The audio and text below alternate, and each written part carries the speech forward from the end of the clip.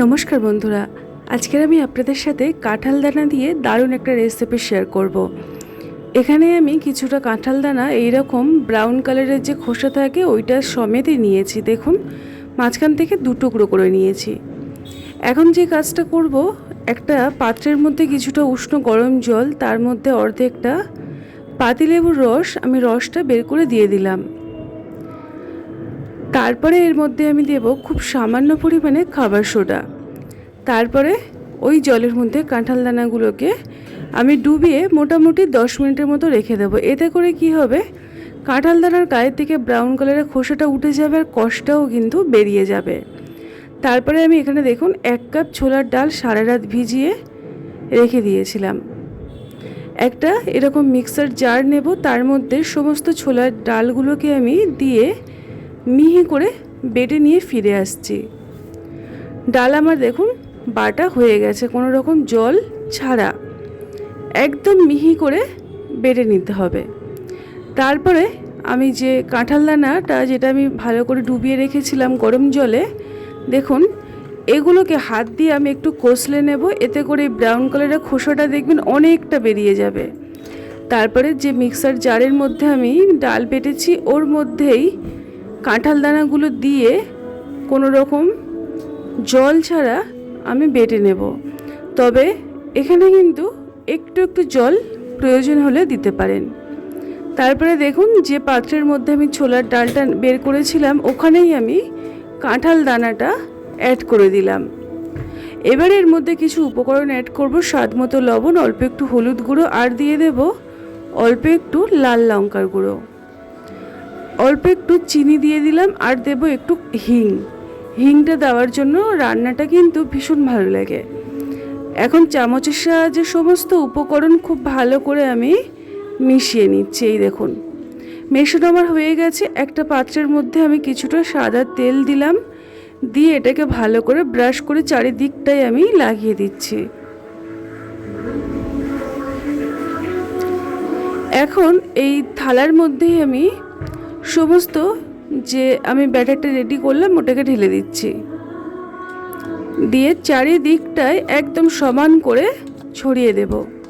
বন্ধুরা, রেসিপিটি কিন্তু ভীষণ ভালো লাগে, আপনারা কিন্তু একবার হলেও ট্রাই করতে পারেন। সম্পূর্ণ নিরামিষ পদ্ধতিতে বানিয়ে দেখাবো। এবারে এটাকে আমি দেখুন পুরোপুরি রেডি করে নিলাম। একটা কড়া আমি গ্যাসের উনুনে বসিয়েছি, আর অল্প একটু জল দিয়ে এটাকে ভাপানোর জন্য রেখে দিলাম। এদিকে মিক্সার জারের মধ্যে একটা মশলা রেডি করব, কাঁচা লঙ্কা, আদা বাটা, গোটা সাদা জিরে, গোটা ধনে, অল্প একটু সামান্য জল দিয়ে মিহি করে মশলাটাকে বেটে নিয়ে ফিরে আসছি। দেখুন মশলাটা ঠিক এই রকমভাবে রেডি করতে হবে। এদিকে যেটা ভাপাতে দিয়েছিলাম সেটা দেখুন খুব সুন্দর করে ভাপানো হয়েছে। এখন ওটাকে ঠান্ডা করে নিয়ে আমি স্কোয়ার করে কেটে নেব।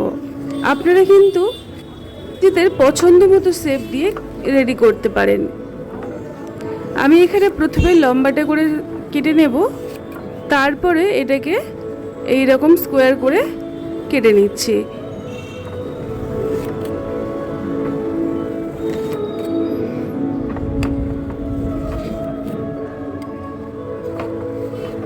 দেখুন আমি সমস্তটা একই রকমভাবে কেটে একটা থালার মধ্যে আমি উল্টে নিয়েছি। আর তারপরে দেখুন আপনাদেরকে আমি দেখাচ্ছি কত সুন্দরভাবে, এই দেখুন একদম স্কোয়ার করে উঠে যাচ্ছে, আর খুব ইজিভাবে কিন্তু উঠে যায়।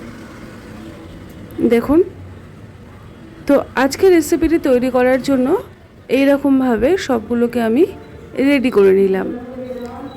এখন যে কাজটা আমাদেরকে করতে হবে, চলুন চটপট বাকি রান্নাটা করে নেওয়া যাক। একটা কড়াই আমি গ্যাসের উনুনে বসিয়েছি, কিছুটা পরিমাণে রিফাইন তেল খুব ভালো করে গরম করে নিচ্ছি। তেলের মধ্যে একে একে আমি এগুলোকে ভেজে নেব। আপনারা চাইলে কিন্তু এরকম করে ভেজে আপনারা স্ন্যাক হিসেবে ব্যবহার করতে পারেন, অথবা ভাত ডাল দিয়ে কিন্তু খেতে পারেন। ভীষণ টেস্টি হয়, ভীষণ ভালো লাগে খেতে। বন্ধুরা, কাঁঠাল দানা আপনারা অনেক রকমভাবে বানিয়েছেন, তবে আমার মতো করে একবার হলেও বানিয়ে দেখুন তো, ভীষণ টেস্টি হয়। আপনারা তারপরে কিন্তু আমাকে জানাবেন রেসিপিটি আপনাদের কেমন লেগেছিল। দেখুন প্রত্যেকটা আমি ভালো করে উল্টে পাল্টে লালচে করে ভেজে নেব।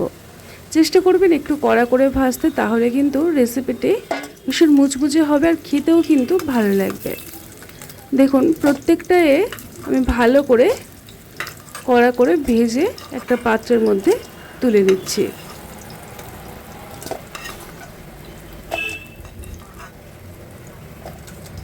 দেখুন প্রত্যেকটা কোপ্তা আমি এইভাবেই রেডি করলাম। এখন ওই তেলের মধ্যে আমি দুটো মিডিয়াম সাইজের আলু এইরকম স্কোয়ার করে কেটেছিলাম, সামান্য লবণ দিয়ে ভেজে নেব। এইভাবে আলুটাকে লবণ দিয়ে ভাজার জন্য খুব ভালোভাবে নরম হয়ে যাবে আর রেসিপিটি কিন্তু ভীষণ তাড়াতাড়ি হয়ে যাবে। মোটামুটি 2-3 মিনিট ঢাকনা দিয়ে বারে বারে উল্টে পাল্টে আমি কিন্তু এটাকে আলুগুলোকে ভেজে রেডি করলাম। এখন এগুলোকে তুলে আলাদা একটা পাত্রে রেখে দিলাম। আর এদিকে সর্ষের তেল কড়াইতে গরম করে তেজপাতা, শুকনো লঙ্কা আর সাদা গোটা জিরে ফোড়নে দিয়েছি। দিয়ে এটাকে ভালো করে ফোড়নটাকে ভাজা ভাজা করব। তারপরে এখানে অল্প একটু হিং অ্যাড করলাম, যেহেতু নিরামিষ রান্না তাই আমি হিং দিয়ে তৈরি করছি।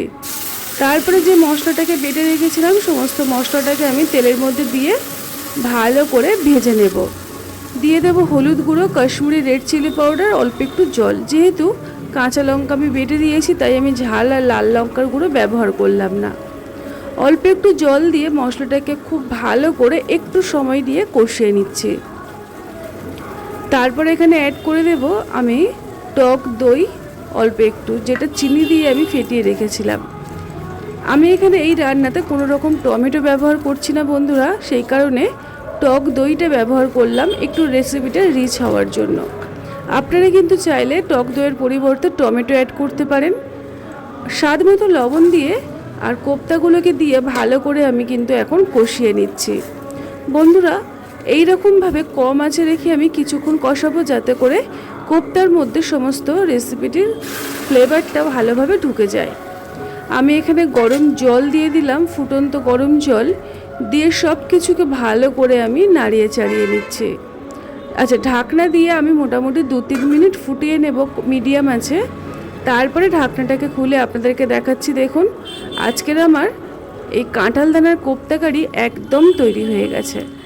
বন্ধুরা কাঁঠাল দানা দেখবেন একটা কষ থাকে, যার জন্য অনেকে কিন্তু খেতে চায় না। আমরা যদি ডাল বা তরকারিতে রান্না করি তাহলে দেখবেন অনেক সময় রান্নাটা একটু কালচে কালার চলে আসে। আমি এখানে গুঁড়ো গরম মশলা আর 1 চামচ ঘি দেব, 2টো কাঁচা লঙ্কা দিয়ে গ্যাসের ফ্লেমটাকে অফ করে ঢাকনা দিয়ে রেখে দেব। তো এইভাবে যদি কাঁঠাল দানা রান্না করেন একটুও কষ হবে না আর খেতেও কিন্তু ভীষণ ভালো লাগবে। আপনারা কিন্তু অবশ্যই করে ট্রাই করবেন। আর খাই খাই অনু রান্নাঘর চ্যানেলটিকে সাবস্ক্রাইব করে নিতে পারেন এই রকমই নিত্য নতুন ঘরোয়া রেসিপি পাওয়ার জন্য। তো ঢাকনা দিয়ে আমি মোটামুটি 5-10 মিনিট স্ট্যান্ডিং টাইমে রেখেছিলাম। তারপরে ঢাকনাটাকে খুলে আপনাদেরকে আমি দেখিয়ে দিচ্ছি। দেখুন কতটা লোভনীয় হয়েছে আজকের আমাদের কোপ্তা কারি। টাটা।